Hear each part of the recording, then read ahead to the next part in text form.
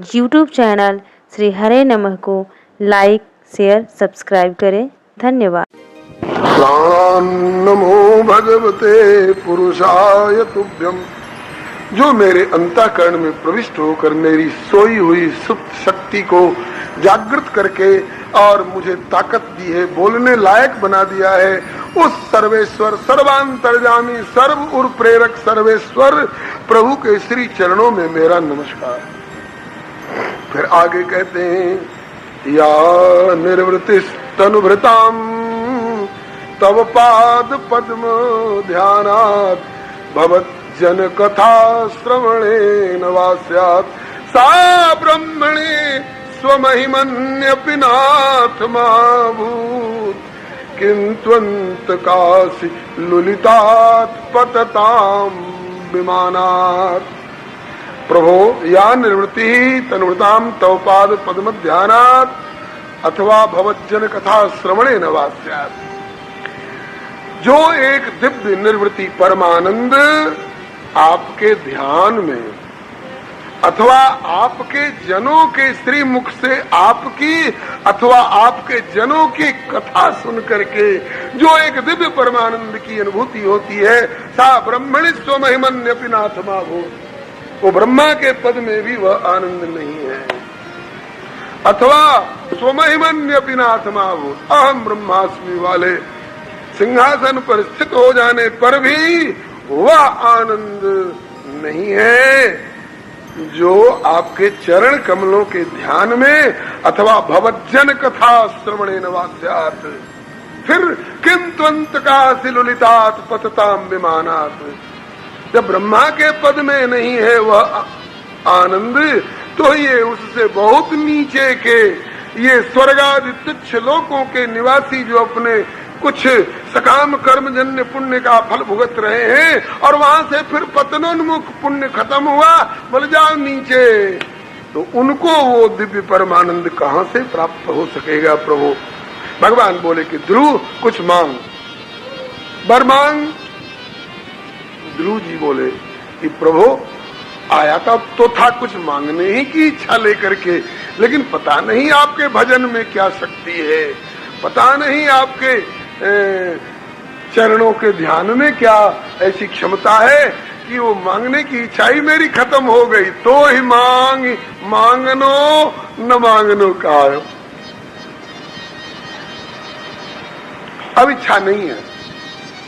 स्थानाभिलाषी, उस पद पर बैठूंगा जिस पद पर आज तक कोई नहीं बैठा, ऐसी लालसा लेकर आया था। स्थानाभिलाषी तपसि स्थितो हम, किंतु पाए क्या, बोले त्वाम प्राप्तवान देव मुनिंद्र गुह्यम। कैसे, बोले काचम विचिन्वन्नपि दिव्य रत्नम स्वामिन् कृतार्थोस्मि वरम न याचे।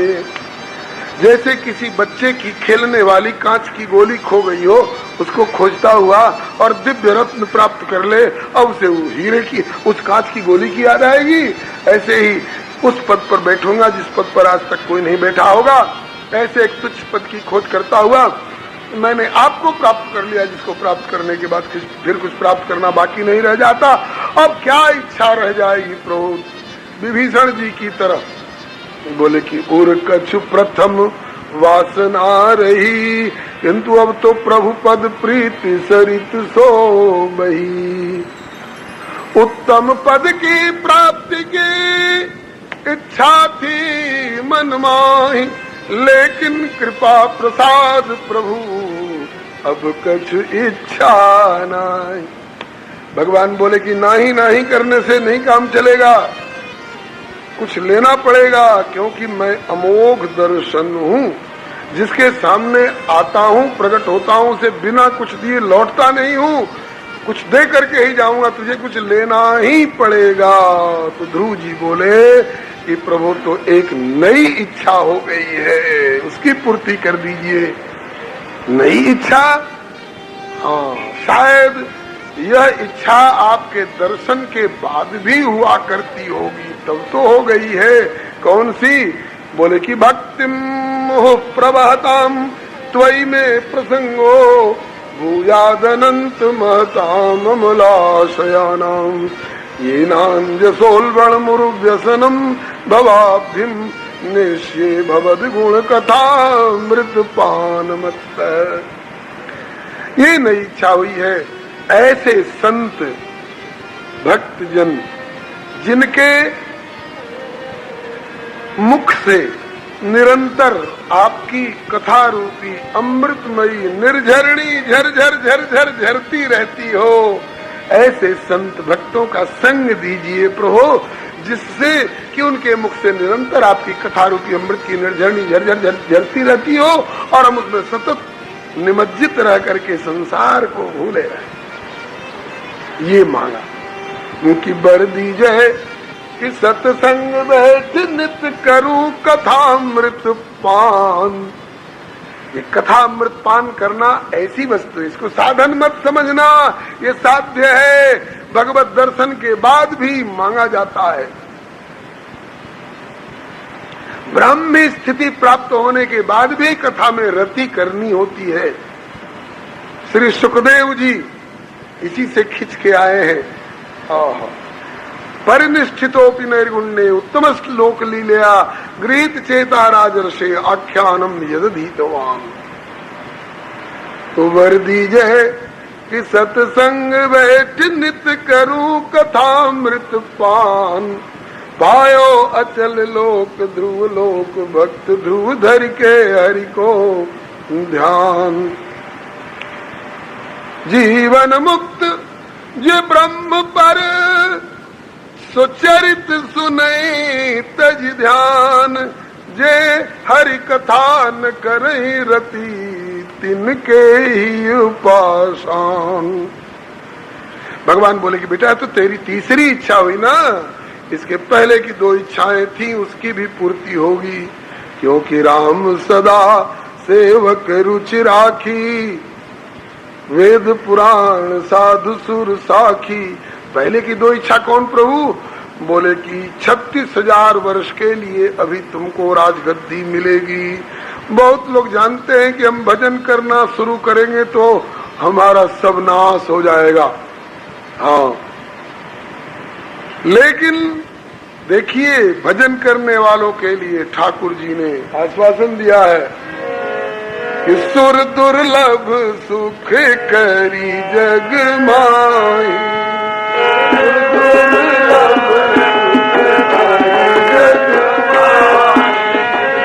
अंत काल रघुपति पुर जाई।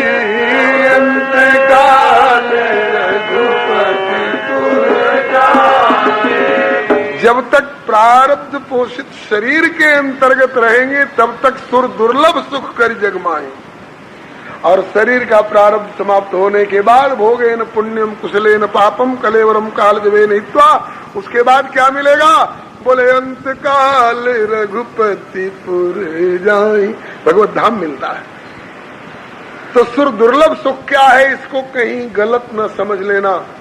ये मत सोच लेना कि भजनानंदी को फ्रिज मिलता है और हीटर मिलता है और कूलर मिलता है और पान और जर्दा मिलता है। ये सब सुर दुर्लभ सुख नहीं है।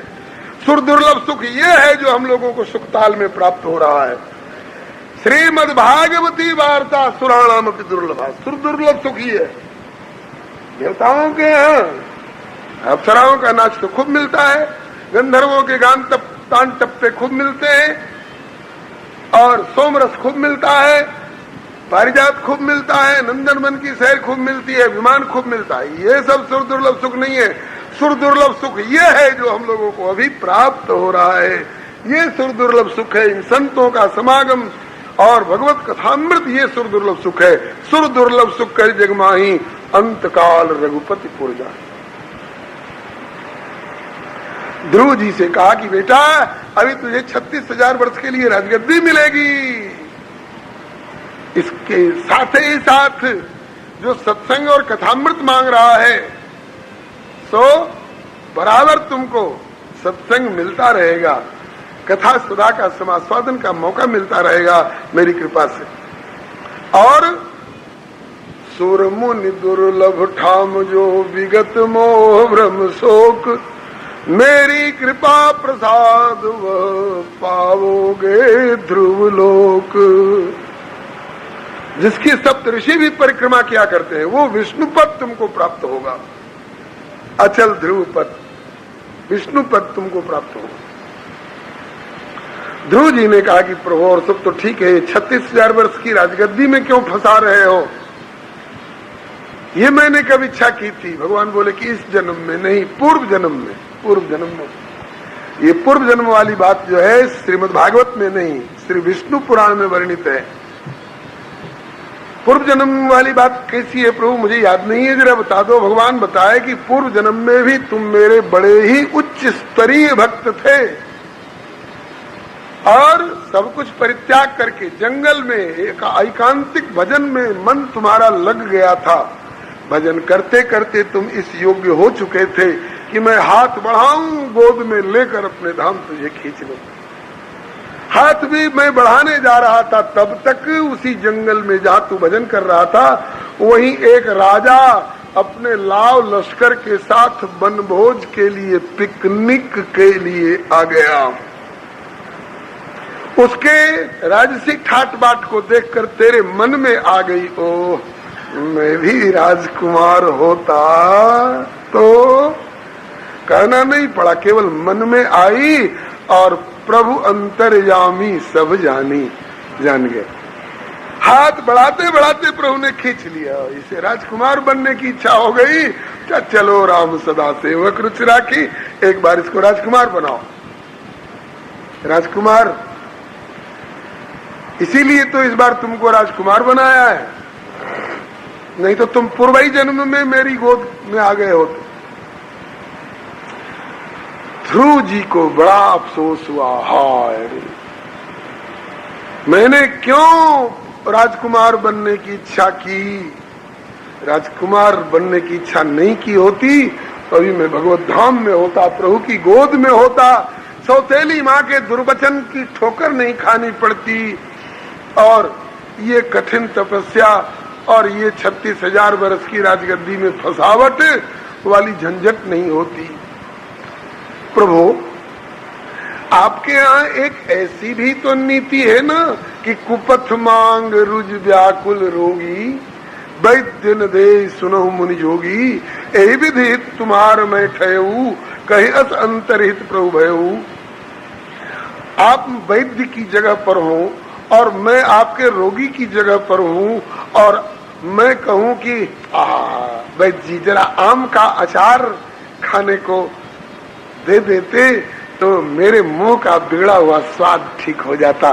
तो क्या वैद्य जी रोगी के कहने से उसकी बीमारी को बिगाड़ने वाली खटाई प्रिस्क्राइब कर देंगे, दे देंगे? बोले नहीं देंगे। कहा कि तो फिर जब मैंने राजकुमार बनने जैसी खटाई की इच्छा की तो आपने मेरे भवरोग को बढ़ाने वाला कुपथ्य क्यों आपने मुझको दिया? ठाकुर जी ने कहा, हाँ बेटा बात तो ठीक कह रहा है, लेकिन एक बात मैंने भी विचार करके ऐसा किया है। हाँ तेरे एक बार राजकुमार बनने से तुमको तो एक जन्म का अंतराय जरूर पड़ा, लेकिन इससे कितनों का भला हो गया बेटा तुमको अभी अंदाज नहीं है। उस समय अगर तुम आते तो अकेले मेरी गोद में आते और इस जन्म में जब तुम ध्रुव बनकर मेरी भक्ति करोगे और अब राजा बनोगे 36,000 वर्ष के लिए, तो जथा राजा तथा प्रजा के न्याय से इस 36,000 वर्ष के तेरे शासन काल में जो प्रजा तुम्हारी होगी सब भक्त होकर के और उनको मेरे धाम का अधिकार होगा। और इसके बाद भी इस घटना का इतिहास बनेगा, आगे वाली प्रजा भी तुम्हारी इस कथा को सुन सुनकर तेरी आदर्श भक्तिपूर्ण आचरण से और वे भी भक्त हो करके मेरे धाम को प्राप्त किया करेंगे। तो अगर हजारों लाखों करोड़ों को भगवत धाम का अधिकारी बनाने के लिए एक तुझको एक जन्म का चक्कर लग भी गया तो ये सौदा महंगा नहीं बेटा, सस्ता है। बलिहारी श्री गोस्वामी बिंदु जी का एक पद है, जानकी राम रघुवर पुकारा करो, बात जीवन की बिगड़ी सुधारा करो। तन से जग के उचित कार्य करते हुए मन को क्षण भर भी प्रभु से न न्यारा करो। आगे की कड़ी जो अभी मैं कहना चाहता था, बोले करके साधन अकेले तरे क्या तरे, करके साधन अकेले तरे क्या तरे, अरे कीर्ति गा गा के औरों को तारा करो। बोलो भगवत्सल भगवान की। तो बेटा पिछले जन्म में तू आते तो अकेले आते, और अब एक बार फिर ध्रुव बन गए तो हजारों को साथ लेकर मेरे धाम आओगे। बोलो सौदा महंगा रहा कि सस्ता? का कि बहुत बढ़िया रहा प्रभु, लेकिन यही कृपा बनाए रखना कि राजकुमार पने में मैं कहीं इधर उधर अटक भटक न जाऊं, रिपट न जाऊं, कहीं चिपक न जाऊं। नहीं बेटा, नारद जी जैसे गुरु मिले हैं, फिर क्या कहना, गुरु मेहरबान तो चेला पहलवान। बोलो श्री गुरु जी महाराज की, श्री ध्रुव जी महाराज की। भगवान ने आश्वासन दिया, ध्रुव जी चल पड़े। कब? जब भगवान आंखों से ओझल हो गए, वरदान देकर विदा हो गए। औरों को दर्शन देने आते हैं, ध्रुव जी का दर्शन करने आए थे।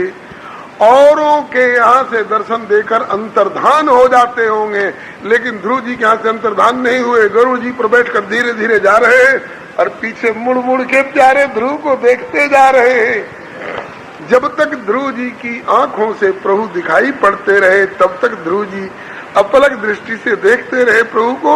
और जब प्रभु आंखों से ओझल हो गए, उसके बाद फिर मन ही मन हरि के गुण गाते, कछु हर्षाते और कछु पछताते।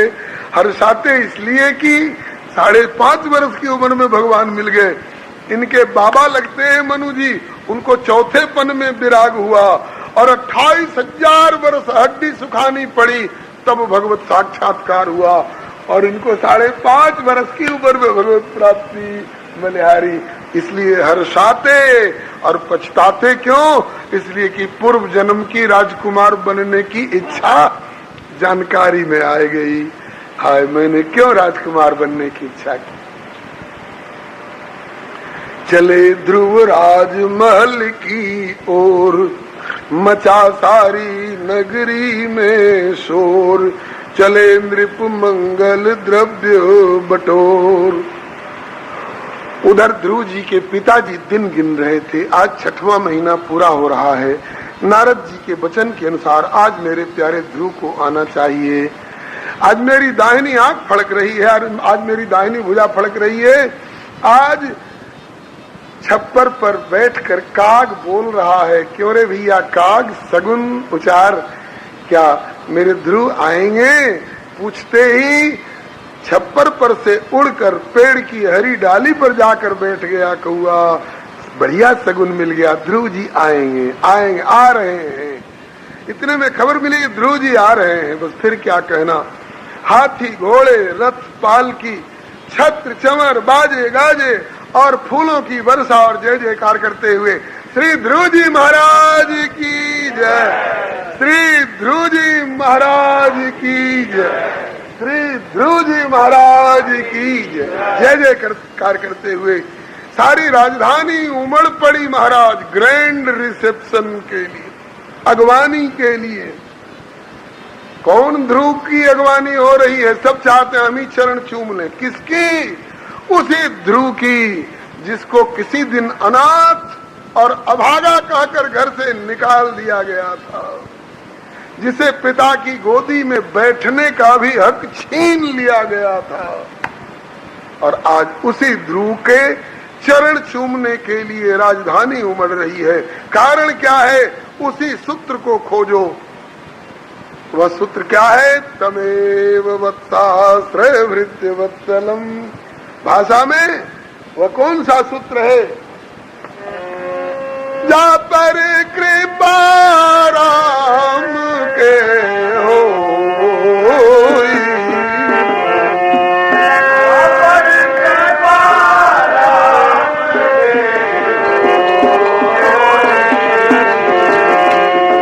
पर कृपा करे सबको कृपा करे सबको। इसी बात को कबीर बाबा एक दोहे में कहते हैं, एक ही साधे सब सधे, और उस एक को छोड़कर सब साधे सब जाए। गही पकड़ा जब मूल को तो फूले फले अघाए। जगदाधार को रिझा लिया है, जगदीश को रिझा लिया है, जगन्नाथ को रिझा लिया है, तो जगत को तो रीझना ही पड़ेगा। रूठे क्यों न राजा जासो कछु ना ही कहा जा, एक तो सो महाराजा और कौन को सराहिए। रूठे क्यों न भाई जासो कछु ना बसाई, एक तू ही प्रभु सहाई फिर काको पास जाइए। रूठे क्यों न शत्रु और कलत्र मित्र, रूठे क्यों न रावरे चरण की ही नेह को निभाइए। सब जग रूठा एक तू ही प्रभु और उठा, तो सब चूमेंगे अंगूठा, एक तू न रूठा चाहिए। प्रभु को रिझाया है तो जगत अपने आप रीझ गया। फूलों की वर्षा जय जयकार करते हुए राजधानी को लाने के लिए अगवानी की गई। लोग सोच रहे थे ध्रुव को छोटी माँ ने ठोकर मारी थी बचनों की, इसलिए आशा तो यही है कि छोटी माँ की ओर ताकेगा भी नहीं ध्रुव। लेकिन देखा क्या लोगों ने कि अपनी माँ को बाद में प्रणाम किया ध्रुव ने, छोटी माँ के चरणों में पहले प्रणाम किया। उमा जे राम चरण रत विगत काम मद क्रोध, निज प्रभु में देखें जगत कासन करें विरोध।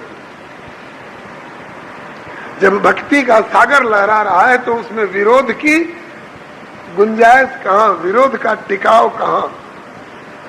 ध्रुव ने भगवान श्री राम की तरह, राम अवतार की घटना बाद की है, लेकिन आदर्श उदाहरण में हम लोग तो चर्चा कर सकते हैं। प्रभु जानी कि कैकेयी लजानी, तो प्रथमता सुगृह गए भवानी।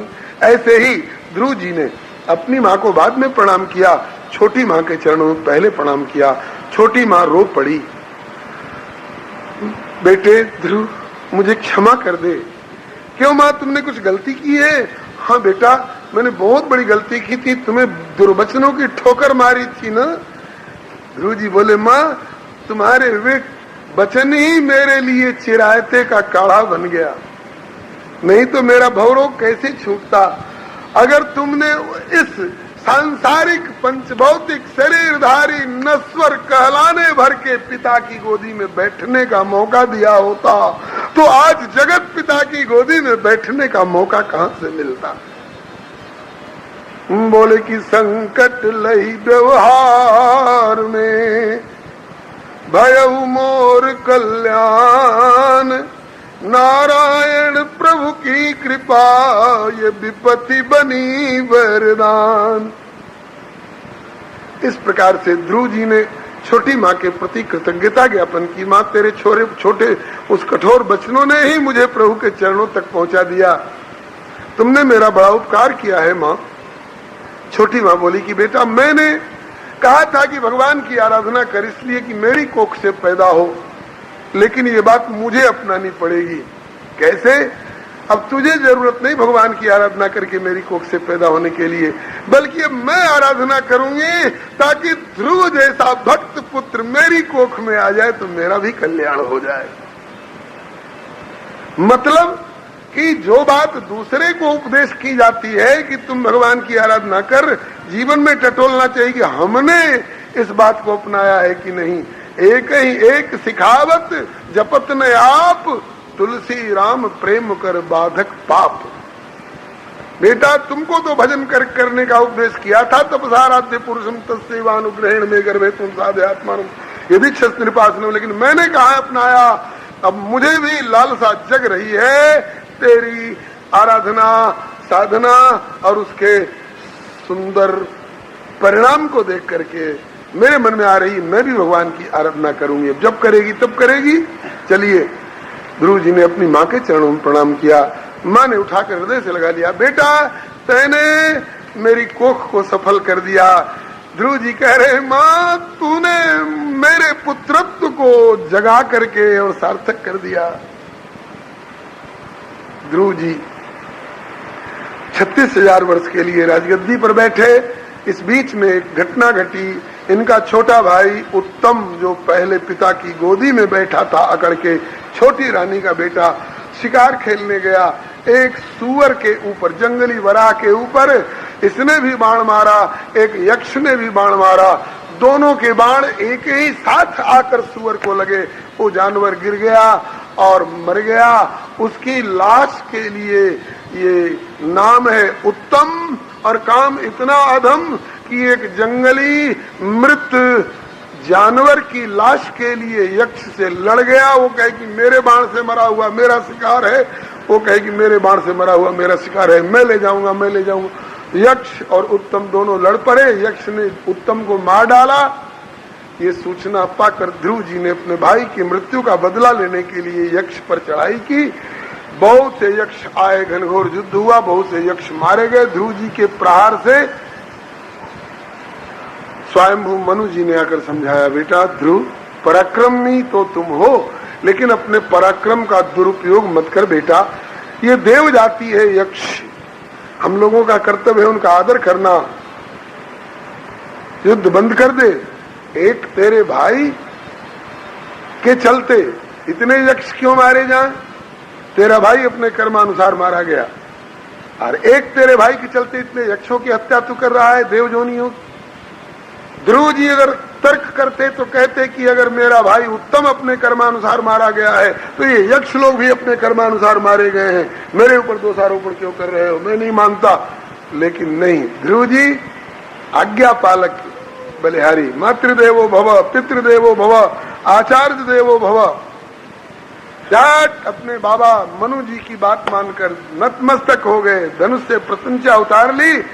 बाबा कह रहे युद्ध विराम कर दे बेटा, झट धनुष से प्रत्यंचा उतार ली, चरणों में प्रणत हो गए। यक्षों के राजा कुबेर जी साक्षात आकर प्रकट हुए, जिनका नाम लेकर के पुष्पांजलि के समय में बड़ी बड़ी प्रार्थना की जाती है। स्वराज्यम साम्राज्यम वैराज्यम, और समस्त का सम्राट बना जिनसे याचना की जाती है। और वे यक्षराज कुबेर जी स्वयं आकर के प्रकट हुए, बोले कि बेटा ध्रुव मैं बहुत प्रसन्न हूँ।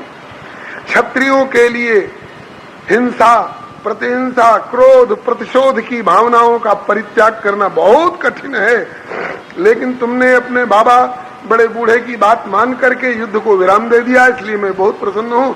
तुम्हारी जो इच्छा हो तो वर मांगो। ध्रुव जी ने एक ही वर मांगा, आगे के जीवन में, भविष्य में एक क्षण भी मेरे प्रभु की स्मृति का तार न टूटे, तैल धारावत अविच्छिन्न भगवत स्मरण बना रहे। यथा गंगाम सोमबुधौ, यथा गंगाम सोमबुधौ, भगवत स्मृति का तार न टूटे, ये कृपा हो महाराज। बेटा तुमने तो भक्ति पहले से प्राप्त कर रखी है। बोले प्राप्त कर तो रखी है, लेकिन प्रारब्ध बस क्षत्रिय स्वभाव में आकर भाई की ममता में पड़ करके मैं युद्ध ठान दिया, ये भूल मुझसे हो गई। अब आगे के जीवन में यह भी भूल न हो। उधर उस उत्तम की लाश को खोजने के लिए, उस उत्तम की लाश को खोजने के लिए उसकी माँ, वही सुरुचि जिसने ध्रुव को कठोर वचन कहे थे, बिना किसी को बताए हुए जंगल में चली गई रातों रात, और अचानक जंगल में दावाग्नि लग गई। उस दावाग्नि में ऐसी गिर गई कि झुलस के मर गई। बेटा मरा सो मरा, सुरुचि भी मर गई। क्यों? आग से मरी, जंगल वाली आग से। देखने में तो ऐसा लगता है, लेकिन वास्तव में कौन आग से मरी है? गोस्वामी जी के शब्दों में, जो अपराध भगत कर कर, जो अपराध भगत कर कर, राम रोष पावक सो जन,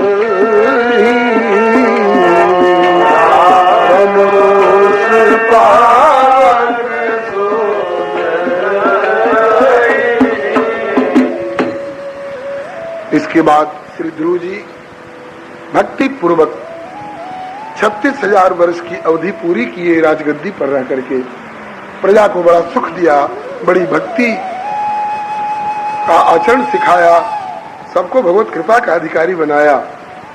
और इसके बाद राज्य त्याग करके हिमालय में भजन करने के लिए गए। हिमालय की तराई में स्थान, जैसा संत गुरुजनों से सुना है, वही है जहां आज स्वर्गाश्रम और गीता भवन इत्यादि बने हुए हैं। सुना जाता है ध्रुव जी वहीं भजन करने लग गए। अंतिम समय में गंगा जी की कलकल निनादिनी धारा से जो आवाज होती थी, उससे इनके भजन में विक्षेप होने लगा। ध्रुव जी उठकर वहां से जाने लग गए। ऐसी जगह जाऊंगा जहां की गंगा का ये हल्ला नहीं सुनाई पड़ेगा, कलकल निनाद। गंगा जी मूर्तिमान होकर खड़ी हुई, हाथ जोड़कर कहने लग गई, ध्रुव बेटा, तेरे जैसे भक्त मेरे तट पर भजन कर रहे हैं, मैं अपने को भाग्यशाली समझ रही थी, अब क्यों मुझे छोड़कर जा रहे हो? मुझे अनाथ मत करो। माँ, तुम्हारे धारा में बड़ी आवाज होती है, इससे मेरे भजन में विक्षेप होता है। गंगा मैया ने वादा किया, बेटा इसके पहले कितनी आवाज हो मेरी धारा में, इसके आगे कितनी आवाज हो मेरी धारा में, इतनी दूर में सदा के लिए प्रशांत रहूंगी, मुझे छोड़कर मत जा। अब मैं तेरे भजन में विक्षेप नहीं होने दूंगी। आज तक उस स्थान पर गंगा जी की धारा बड़ी गंभीर है, वहाँ कलकल ध्वनि आवाज नहीं होती है, ऐसा संतों से, वहाँ के निवासी महानुभावों से सुना है। अस्तु, भगवान ने अपने पार्षदों को आज्ञा दी, विमान लेकर जाओ, ध्रुव को ले आओ। ध्रुव से अब अलग रहा नहीं जाता है मुझको। इसको श्री दादू जी कहते हैं, आशिक मासूक हो ही गया। अब तक ध्रुव जी आशिक थे, भगवान इनके मासूक थे, प्रेमी और प्रेमास्पद, और आज ध्रुव ही मासूक हो गए, भगवान इनके आशिक हो गए। आशिक मासूक हो ही गया, इश्क कहावे सोए, दादू उस मासूक का खुद अल्लाह ही आशिक हो। भगवान इनके आशिक बन जाते हैं। जाओ जाओ मेरे पार्षदों, मेरे प्यारे ध्रुव को मेरे निकट ले आओ, विमान ले जाओ, विमान पर बिठा कर लाना। भगवत पार्षद विमान लेकर के आए, ध्रुव जी से आग्रह किया, ध्रुव जी आइए, विमान पर बैठिए, चलिए, प्रभु ने आपको बुलाया है। ध्रुव जी ने गंगा स्नान किया, क्योंकि वैकुंठ में गंगा जी कहाँ मिलेंगी? ये तो भारतवासियों को सौभाग्य है। विश्व भर के वैज्ञानिकों ने जल का परीक्षण करके देखा है, ऐसा जल संसार के किसी कोने में नहीं। भले उसी मानसरोवर से चीन और रूस की ओर प्रवाहित होने वाली नदियां वांगहो, सिक्यांग, यांग सिक्यांग, ब्रह्मपुत्र और कौन कौन सब निकली हैं, लेकिन पता नहीं उनके जल में क्या गड़बड़ी हो जाती है, और पता नहीं गंगा के जल में क्या विशेषता है। गंगा जैसा जल संसार के किसी कोने में नहीं है। ध्रुव जी ने कहा, हम भाग्यशाली हैं, हम उसी देश के वासी हैं जिस देश में गंगा बहती। बोल गंगा भैया की जय। गंगा में स्नान किए, तिलक माला मुद्रा धारण किए। क्यों? माताएं पियर से ससुराल, ससुराल से पियर जाती हैं, सज धज के जाती हैं। हम अपने परम प्रीतम प्रभु के यहाँ जा रहे हैं तो ऐसे वैसे जाएंगे थोड़े। बानो बड़ो दयाल को तिलक छापे रुमाल, कालू कहे कि जम डरे और भय माने भूपाल। गंगा स्नान करके तिलक छाप माला मुद्रा धारण किए, वहाँ के उपस्थित संतों से प्रणाम पूर्वक अनुमति मांगी। भगवान, आप लोगों का सत्संग छोड़कर जाने की इच्छा नहीं हो रही है, लेकिन प्रभु ने बुलावा भेज दिया है। आवा बुलावा राम का तो कबीरा दीना रोए, क्योंकि जो सुख है सत्संग में सो वैकुंठ न होए। ऋषियों की आंखें छलछलाई, ध्रुव बड़भागी हो तुम, पधारो। सोई सुहागिन जाको पिया माने। जाको पिया माने वही सुहागिन। तो आप बड़भागी हो, पधारो। हम लोग तरस रहे हैं, जन्मांतर हो गए, युगांतर हो गए, कल्पांतर हो गए साधनारत रहते हुए, हमारे लिए अभी तक विमान नहीं आया ध्रुव। लेकिन तुम्हारे लिए विमान आया है, यह देखकर हमें तसल्ली हो रही है कि लगे रहने वाले ध्रुव के लिए विमान आया तो हमारे लिए भी आ सकता है, यदि हम भी लगे रहेंगे तो। हरि से लगे रहो रे भाई, एक दिन बनत बनत बन जाई। हरिया हरि से प्रीति करो, जो किसान की रीत, दाम चौगुनो ऋण घनो, तो खेत सो प्रीत। जैसे किसान खेत से निराश नहीं होता है, चाहे सूखा पड़े चाहे बाढ़ आवे, जैसे व्यापारी दुकान से निराश नहीं होता है, जैसे बच्चे माता से निराश नहीं होते हैं, चाहे तमाचा लगा दे चाहे दूध पिला दे, इसी तरह से भक्त भगवान से कभी निराश नहीं होते हैं, लगे रहते हैं तो कभी न कभी कृपा हो ही जाती है। अस्तु, ध्रुव जी विमान पर बैठने को आए, तब तक एक बड़े विशाल काय पुरुष और मोटा लठ लिए और कांधे पर कारी कामरी है श्री हरे नमः आकर उपस्थित हुए। ध्रुव जी ने पूछा, भैया आप कौन हो?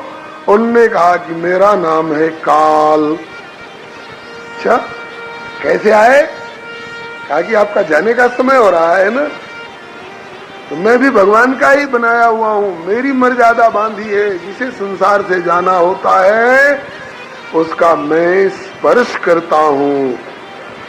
किसी को रोग बनकर, किसी को आग बनकर, किसी को पानी और बाढ़ बनकर, किसी को सर्प बनकर मैं स्पर्श करता हूँ, और उनका वह पंचभौतिक शरीर छूटता है और अपने अपने कर्मानुसार पापी नरक की ओर, पुण्यात्मा स्वर्ग की ओर, ज्ञानी मोक्ष की ओर और भक्त भगवत धाम की ओर जाया करते हैं। ध्रुव जी बोले, अच्छा तो मेरा भी स्पर्श ही करने आए होंगे ना? कहा कि हाँ, भगवान की बनाई हुई मर्यादा है, इसलिए आपका भी स्पर्श ही करने आया हूँ। काल बोला। ध्रुव जी बोले कि जो भगवान की बनाई हुई मर्यादा है तो मैं उनका सेवक होकर के इस मर्यादा को क्यों तोड़ूं? कर लीजिए मेरा स्पर्श, मुझे कोई इतराज नहीं है। लेकिन काल बोला, आया तो था स्पर्श ही करने के लिए, लेकिन आप जैसे प्रतापी भजनानंदी भक्त का स्पर्श करने की हिम्मत नहीं पड़ रही है।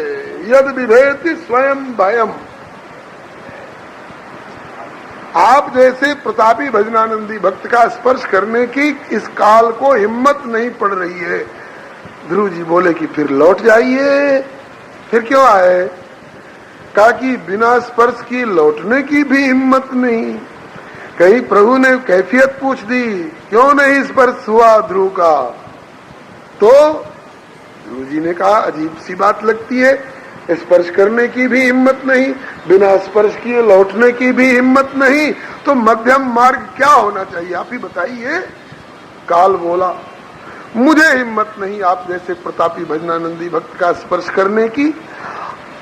भगवान की मर्यादा का पालन करने के लिए मध्यम मार्ग ये हो सकता है, आप कृपा करके मेरा स्पर्श कर दीजिए, तो काल के स्पर्श की मर्यादा रह जाएगी।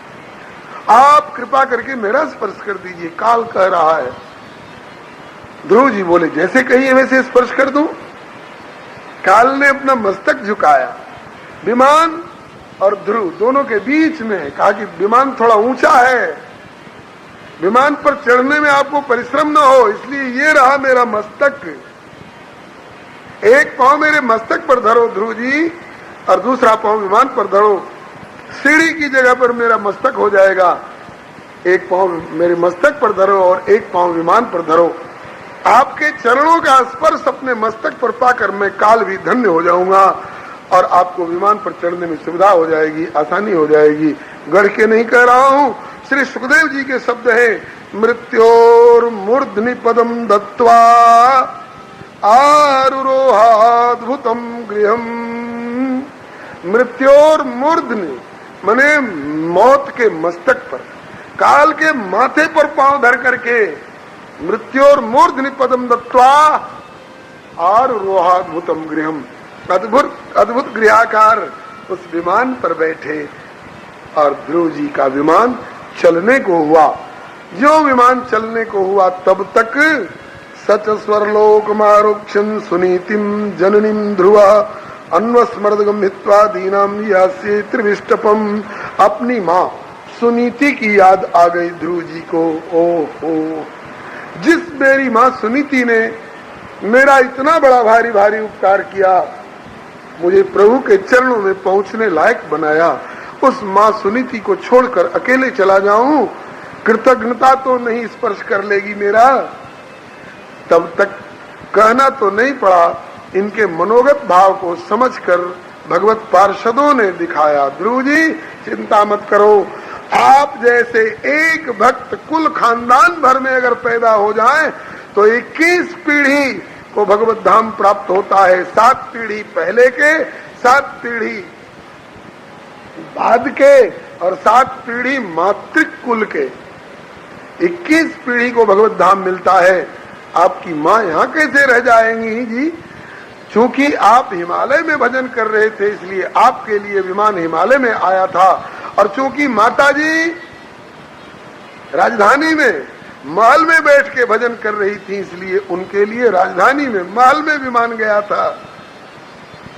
भजन करने वाले के लिए विमान आता है, वो चाहे घर में रह करके भजन करे चाहे जंगल में रह करके भजन करे। और देखिए सामने कुछ दिखाई पड़ रहा है क्या? ध्रुव जी ने कहा हाँ, एक विमान दिखाई पड़ रहा है। जरा और गौर से देखिए उस पर कोई है क्या? बोले हाँ कोई है उस पर बैठा हुआ। बोले और नजदीक आ गया विमान, जरा देख करके बताइए कौन है? अरे तो मेरी मैया सुनीति है। बोले अब विमान चले, आगे आगे मैया का विमान चलेगा। ध्रुव जी आप मैया के पीछे पीछे चलेंगे, इतनी भक्ति करते हुए भी आप मैया से पीछे है, मैया आपसे आगे है। अब अंतिम कड़ी को आप सब लोग दोहराइए। जोड़ पुत्र का हरि से नाता, जोड़ पुत्र का हरि से नाता, धन्य हो गई ध्रुव की माता, धन्य हो गई ध्रुव की माता। किया माता पद को चरितार्थ, किया माता पद को चरितार्थ। सिद्ध भय स्वार्थ और परमार्थ, सिद्ध भय स्वार्थ और परमार्थ। जीव का यही परम पुरुषार्थ, जीव का यही परम पुरुषार्थ। क्या कि जैन केन विधि जगत से ममता मोह हटाए, नारायण मन मधुप को प्रभु पद कमल दिखाए। भोग लोक सुख मातु सहित ध्रुव चढ़ कर चले विमान। भोग लोक सुख मातु सहित ध्रुव चढ़ के चले विमान। ध्रुव जी चढ़ कर चले विमान, ध्रुव जी चढ़ कर चले विमान। पायो अचल लोक ध्रुव लोक, भक्त ध्रुव धर के हरि को ध्यान। पायो अचल लोक भक्त ध्रुव धर के हरि को ध्यान। श्री ध्रुव जी महाराज की जय। बंधुओं, जिस प्रसंग को कहने में मेरे राम को 2.25 घंटे लग गए, इस पूरे प्रसंग को गोस्वामी तुलसीदास जी की एक पंक्ति ने बताया। ध्रुव सगला जपेऊ हरि नाम, ध्रुव सगला जपेऊ हरि नाम।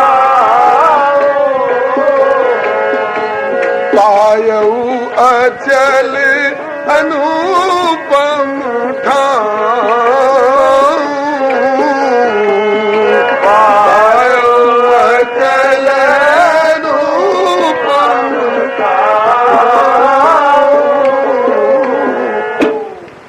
अर्थ अमित अति आखर थोरे। एक पंक्ति में पूरी कथा गोस्वामी जी ने कही दी। अब व्याख्या अब चाहे 2 घंटे में कि 10 घंटे में कि 2 दिन 4 दिन में करते रहे।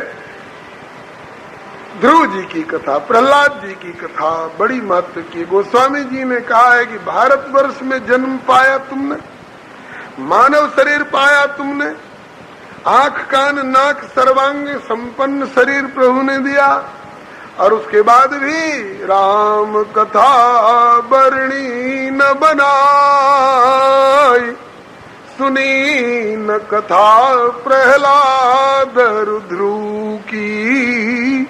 इसका मतलब कि भारत में जन्म पाने वाले को राम कथा बनाए के वर्णन करना चाहिए और ध्रुव और प्रहलाद की कथा को जरूर सुनना चाहिए। हम लोगों को मौका दे रहे हैं प्रभु, बड़ी कृपा है उनकी। श्री हरे नमः। अब आगे याद है ना, एक ही कथा 3 जगह हो रही है। श्री नैमिषारण्य क्षेत्र में श्री सूत जी सुना रहे हैं श्री शौनकादिक 88,000 ऋषियों को, और श्री सुखताल में श्री सुखदेव जी सुना रहे हैं श्री परीक्षित जी को, और श्री हरिद्वार में श्री मैत्रेय ऋषि सुना रहे हैं श्री विदुर जी को, और वही कथा पुनः सुखताल में दोहराई जा रही है। ध्रुव जी के चले जाने के बाद इनके पुत्र उत्कल को राजगद्दी दी जाने लग गई। बोले कि नहीं, जिस पिता ने राजगद्दी का परित्याग करके भगवान के भजन को ही पूरा महत्व दिया है, और उसी पिता का पुत्र होकर मैं राजगद्दी में फंसा रहूंगा, ये ठीक नहीं है। रे गाय पर पूत पिता पर घोड़ा, अधिक नहीं तो थोड़ा थोड़ा। उत्कल जी ने जानबूझकर राजगद्दी का परित्याग किया और वनवासी होकर भगवत भजन करके और भगवत प्राप्ति की। अरे भाई, सब ऐसे ही कह देंगे तो आखिर प्रजा को संभालेगा कौन? पुष्पार्ण, तिग्मकेतु, ईश, उर्ज, बसु और जय नाम के 6 पुत्र उत्पन्न हुए। इसी वंश में आगे चलकर कई पीढ़ी के बाद अंग नाम के राजा हुए। संतानहीन थे, इन्होंने यज्ञ कराया, एक पुत्र की प्राप्ति हुई, लेकिन वो पुत्र पिता के संस्कार पर नहीं, वो माँ के संस्कार पर चला गया। माँ बड़ी बेढंगी थी। आजकल लोग लड़की देखकर ब्याह करते हैं। हम लड़की देखेंगे, अरे क्या देखोगे? ऊपर की चमड़ी ही तो देखोगे ना, गोरी है कि कैसी है। ऊपर की हो सकता है गोरी हो और भीतर की बिल्कुल काली कलूटी हो सकता है ऊपर से तो काली हो शबरी जैसी, लेकिन भीतर की इतनी साफ सुथरी कि ठाकुर इसके साथ बात करते हो। धोखा हो गया था अंगराजा को। उनकी पत्नी जो मिली थी, ऊपर से तो देखने में बड़ी गोरी सुंदरी थी, लेकिन भीतर की बड़ी बिगड़ैल थी, बहुत दूषित विचार की थी। तो बेटा जो हुआ वो माँ के संस्कार पर चला गया, बड़ा नास्तिक हुआ। उसका नाम हुआ बेन। बेन धुंधकारी की तरह किसी के बच्चे को गोद में लेकर कुआं में डाल देना इसके बाएं हाथ का खेल था। कोई रोक टोक करे तो उसके घर में आग लगा देता, कहता कि तुम मेरे बीच में दखल देने वाले कौन हो। घर पर शिकायत आई, अंग राजा ने डांटा, अरे राजा को और राजकुमार को प्रजा की रक्षा करनी चाहिए, और तू राजकुमार होकर प्रजा को सताता है। नहीं माना। फिर शिकायत आई, फिर डांटने लग गए। तब तक उस बेन की माँ लड़ पड़ी अपने पति से, कहा कि खबरदार, इसको जो कुछ कहा तो ये ऐरे गहरे नत्थु खैरे का बेटा नहीं है, राजकुमार है, जो चाहेगा करेगा। अपने भाग्य को कोसा अंग राजा ने। मैंने पूर्व में कौन सा पाप किया था जो ऐसी दुष्ट औरत और वैसा नालायक पुत्र मिला। लेकिन इसी कारण इनको इतना वैराग्य हुआ संसार से कि रातों रात घर छोड़ के जंगल में चले गए। भजन किए और ऐसा भजन किए कि भगवान सामने आके प्रकट हो गए। तब इन्होंने दूसरी कमेंट्री दी, दूसरा अनुभव अपना बताया। क्या? ओ मैं तो पहले समझता था कि वे बड़े भाग्यहीन हैं जिनकी स्त्री दुष्ट और न पुत्र नालायक होते। आज समझ में आ गई बात कि वे बड़े भाग्यशाली हैं जिनकी स्त्री दुष्ट और पुत्र नालायक होते। क्यों? अगर ये दुष्ट नहीं होती, अगर ये नालायक नहीं होता तो मेरी पूरी जिंदगी इन्हीं को चूमने चाटने में निकल गई होती। आज भजन करके भगवान को मैं कैसे प्राप्त कर सकता था।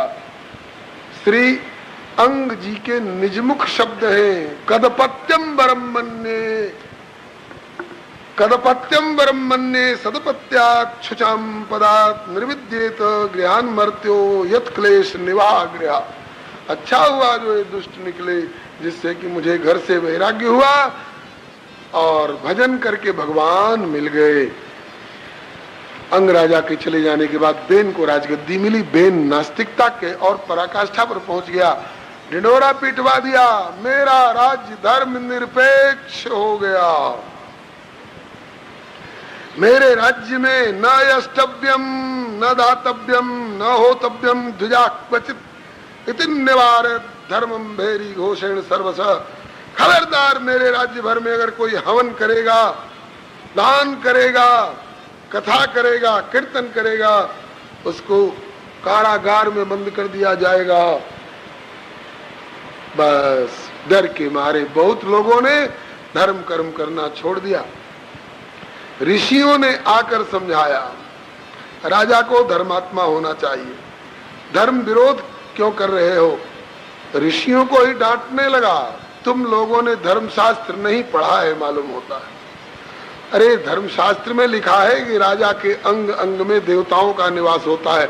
मैं राजा हूँ, सारे देवता मेरे अंग अंग में निवास करते हैं, मैं स्वयं भगवान हूँ, मेरे अलावे और कौन भगवान है जिसकी चर्चा तुम लोग करते हो। तुम लोगों की बुद्धि उस कुलटा स्त्री के समान हो गई है जो अपने पति को छोड़कर और पर पुरुष को भजती है। कहा कि हम पर पुरुष को नहीं भजते हैं, हम परात्पर पुरुष को भजते हैं, हम पुरुष को नहीं भजते हैं, हम पुरुषोत्तम को भजते हैं। कहा कि फिर भी तुम लोग गलत हो। ऋषियों ने कहा कि हम राजगद्दी पर बिठाना भी जानते हैं, और अगर तू इस प्रकार से धर्म का विरोध और ऋषियों का विरोध करेगा तो एक हुंकार में तुमको रसातल में भी भेजना हम जानते हैं। जब नहीं माना तो ऋषियों ने क्या किया, निजघ्नुर हुंकृतैर्वेनम हतमच्युत निंदया। अच्युत भगवान की निंदा के कारण पहले ही से मुर्दा जैसा हो चुका था, भागा। भगवान की निंदा करने वाला जिंदा नहीं माना जाता है। जीवत सब सम 14 प्राणी, उन्हीं में से एक ये था। उसको निजघ्नुर हुंकृतैर्वेनम, एक बार हुंकार करी और एक हुम फट में सियाराम, राम नाम सत्य हो गया उसका, तुरंत प्राणांत हो गया। अब बेन के राज्य में एक अच्छाई जरूर थी, आतंकवाद और उग्रवाद की एक नहीं चलती थी। जो गलत काम करेगा, चोरी करेगा, डकैती करेगा, किसी को सताएगा, उसकी कलाई कटवा करके चौराहे पर गड़वा देता था। है हिम्मत किसी और की तो करो चोरी। अब किसी की हिम्मत नहीं जो चोरी करे, डकैती करे।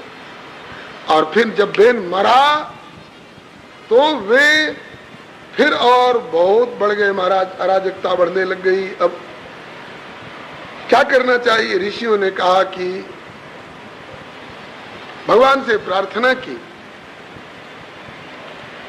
भगवान ने आज्ञा की, प्रेरणा दी, बेन के निष्प्राण शरीर का वैदिक मंत्रों से, वैदिक प्रक्रिया से मंथन किया जाए, इसमें से उत्तराधिकारी का प्रादुर्भाव होगा। ऋषियों ने वैदिक मंत्रों से, वैदिक प्रक्रिया से बेन के निष्प्राण शरीर का मंथन किया। पहले उसमें से काला कलूटा एक ठिंगना पुरुष निकला जिसे बोलने का शौर नहीं, भूरे भूरे तांबे सरी के तार केस बिखरे हुए और छोटी छोटी आंखें और छोटी गर्दन और हाथ टेढ़े, पांव टेढ़े, ऐसा ठिंगना एक पुरुष निकला। उसने पूछा क्या करूं? कहा निषेध, बैठो, तुम किसी लायक नहीं हो। कुछ देर बैठा, फिर जंगल में चला गया। कहते तस्य वंश्यास्तु नैषादा गिरिकानन गोचरा। वही जंगली सब कोल भील मुंडा उराव संथाल इत्यादि सब हो गए, उन्हीं के वंशज लोग, नैषादा। अब भगवान से फिर प्रार्थना करी ऋषियों ने, प्रभु एक निकला तो, लेकिन ऐसा अयोग्य कि ये राज्य क्या चलाएगा।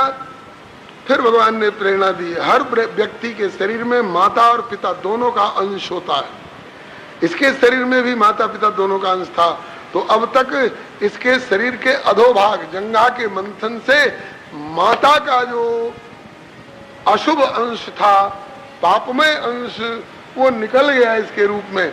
अब इसके शरीर के ऊर्ध्व भाग का मंत्रों के द्वारा मंथन करिए तो पिता का जो धर्म वाला अंश शेष है, उससे एक बड़ा ही धर्मात्मा पुरुष का प्रादुर्भाव होगा। ऋषियों ने वैदिक मंत्रों से, वैदिक प्रक्रिया से पुनः मंथन किया उसके निष्प्राण शरीर के ऊर्ध्व भाग का। दाहिने भुजा के मंथन से एक पुरुष और बाईं भुजा के मंथन से एक नारी का प्रादुर्भाव हुआ। ये साधारण पुरुष और साधारण नारी नहीं थे, ये साक्षात श्री लक्ष्मी नारायण भगवान के ही अवतार हैं। पुरुष का नाम श्री पृथु जी महाराज, नारी का नाम श्री अर्ची महारानी।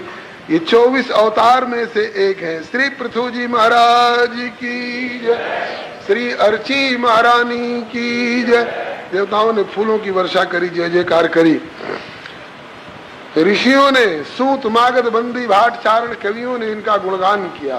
इन्होंने मना किया, मेरा गुणगान मत करिए आप लोग, अभी मैंने आप लोगों की कोई सेवा नहीं की है, फिर क्यों मेरी प्रशंसा कर रहे हो।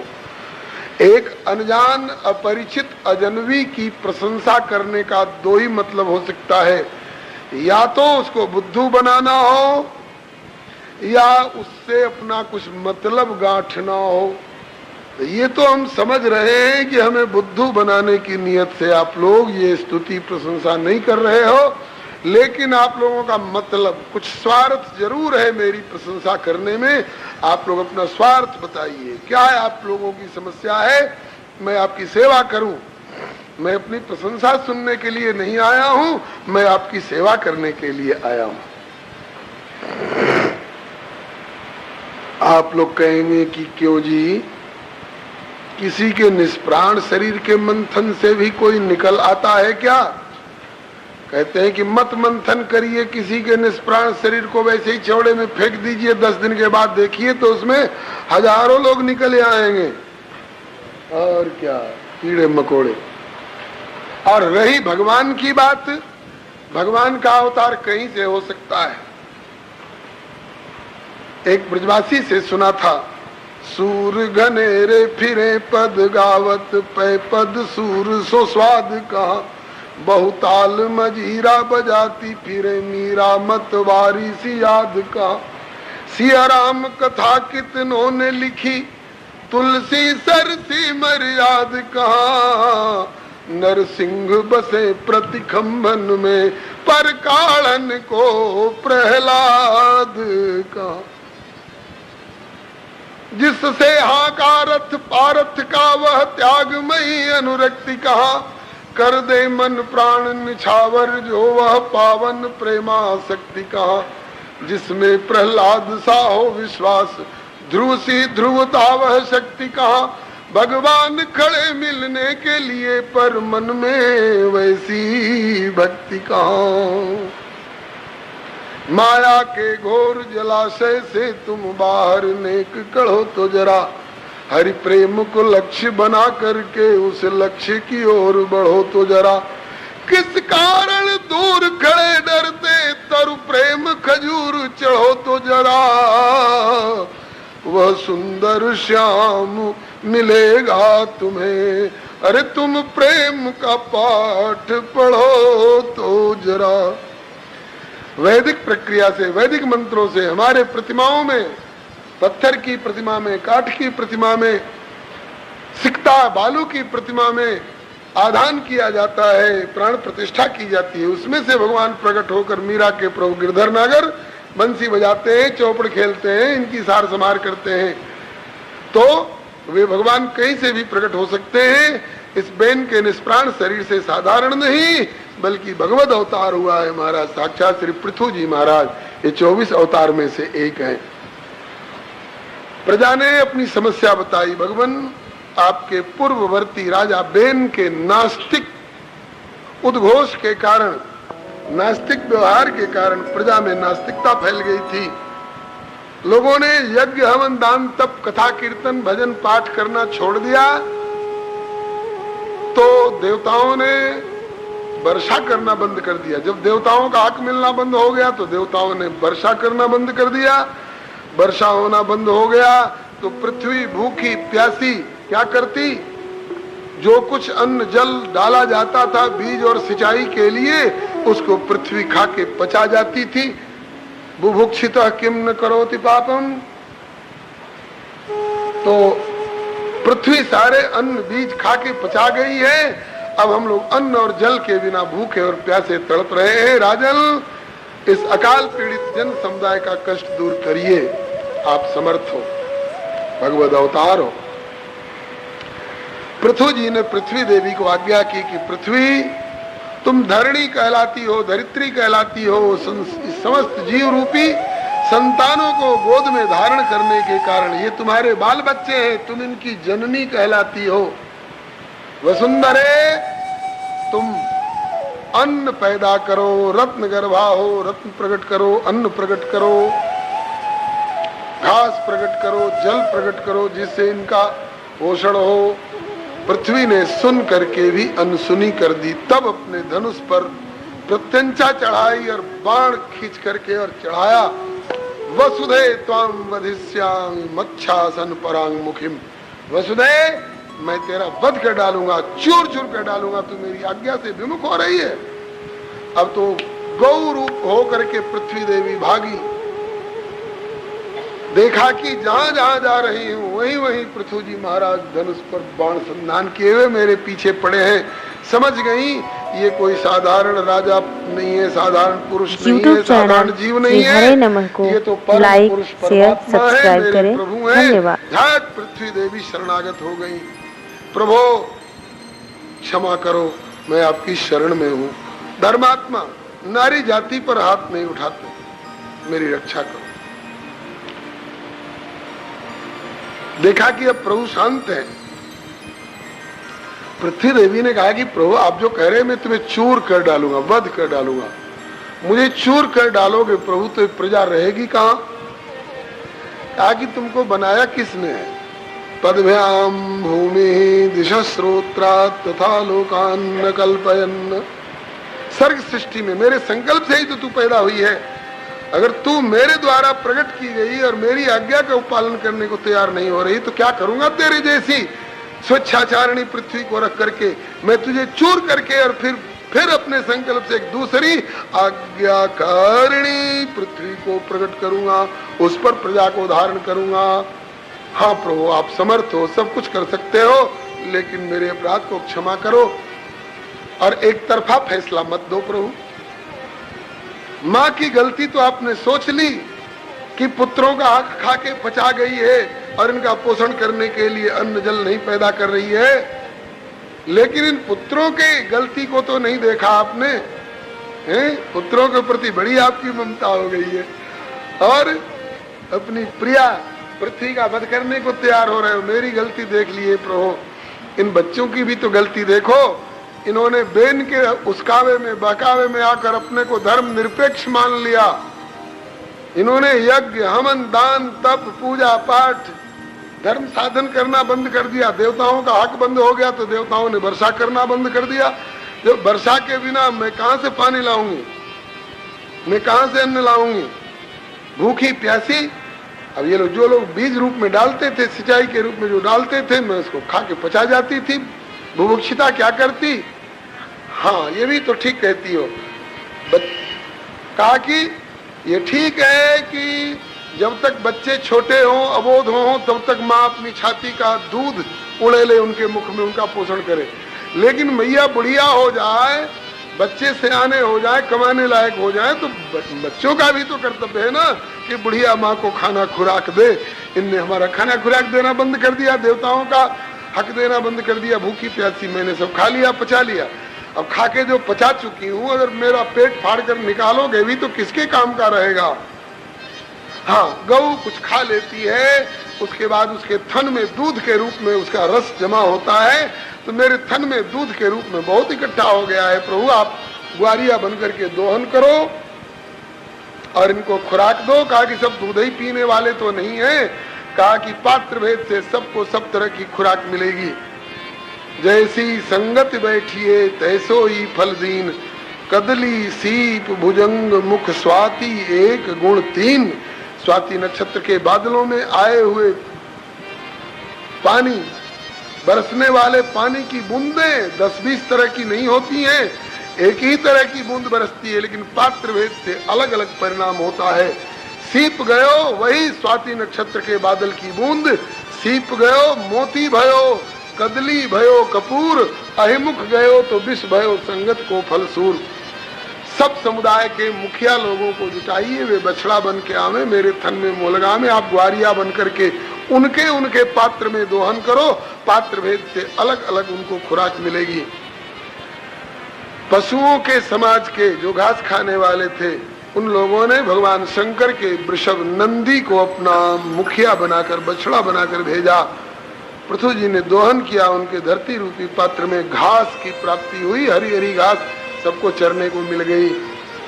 दैत्य समुदाय के लोगों ने प्रहलाद जी को बछड़ा बना करके उपस्थित किया, मानव समाज ने मनु जी को बछड़ा बना करके उपस्थित किया, सर्पों ने, नागों ने वासुकी जी को बछड़ा बनाकर उपस्थित किया। सबको अपनी अपनी तरह की खुराक मिली। अन्न वाले को अन्न मिला, घास वाले को घास मिली, विष वाले को विष मिला, अमृत वाले को अमृत मिला।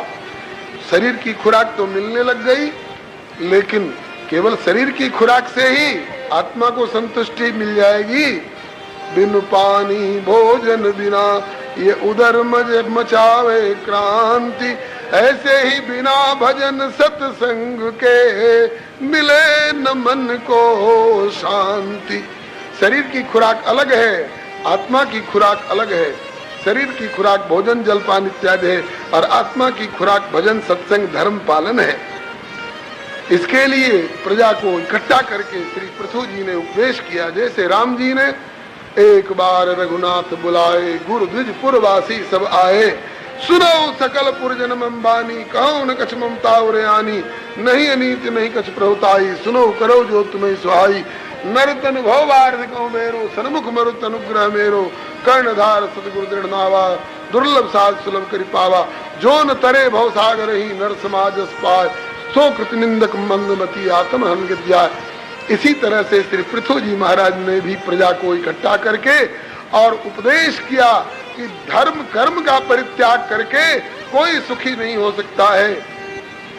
विद्या ददाति विनयम विनयात् याति पात्रताम, पात्रत्वात् धनमाप्नोति धनात् धर्मम ततः सुखम। धर्म निरपेक्ष होकर के कोई सुखी नहीं हो सकता है। धर्म का पालन करो तब तुम सुखी होगे। सब धर्म का पालन करने लग गए, लेकिन श्री पृथु जी ने सोचा कि केवल वाणी से धर्म पालन का उपदेश करूंगा तो उतना गहरा प्रभाव नहीं पड़ेगा, इसलिए मुझे स्वयं धर्म पालन करके दिखाना पड़ेगा। 100 अश्वमेध यज्ञ का संकल्प किया। 99 अश्वमेध यज्ञ हो चुके थे, 100वां अश्वमेध यज्ञ चल रहा था। इंद्र ने डर के मारे कि 100 अश्वमेध यज्ञ करके शतक्रतु होकर कहीं मेरा इंद्रासन न छीन ले, इसलिए यज्ञ का घोड़ा इंद्र ने चुरा दिया। पृथु जी ने अपने पुत्र विजिताश्व को भेजा, जा बेटा इंद्र से घोड़ा वापस ले आ। आक्रमण किया इंद्र के ऊपर विजिताश्व ने, और घोड़ा जीत करके वापस ले आए। फिर घोड़ा छोड़ा गया, फिर इंद्र ने घोड़ा चुराया। तब जा करके श्री पृथु जी महाराज ने ऋषियों से कहा, ऐसे इंद्र को रख कर क्या होगा जो अपनी कुर्सी कायम रखने के लिए धर्म का विरोध करे, यज्ञ में विघ्न करे। आप लोग ऐसे मंत्र और आहुति का प्रयोग करिए कि उस मंत्र का प्रयोग करते ही आहुति के साथ साथ इंद्र भी आकर यज्ञ कुंड में गिर करके समाप्त हो जाए। अत्रि ऋषि ने प्रयोग करना चाहा, इंद्र का सिंहासन हिला, त्रायमाम करने लग गए।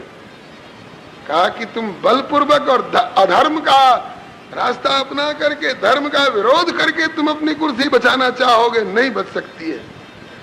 अगर धर्म निरपेक्षों में ताकत है तो इन धर्मात्मा संतों में भी, इनके मंत्र में भी ताकत होती है। तुम्हें रसातल को भेज देंगे। जब त्राहिमाम करने लग गए, झट ब्रह्मा जी ने आकर के और पृथु जी से कहा कि आप यज्ञ किस लिए करा रहे हैं? स्वर्ग का लालच तो नहीं, इंद्रासन का लोभ तो नहीं?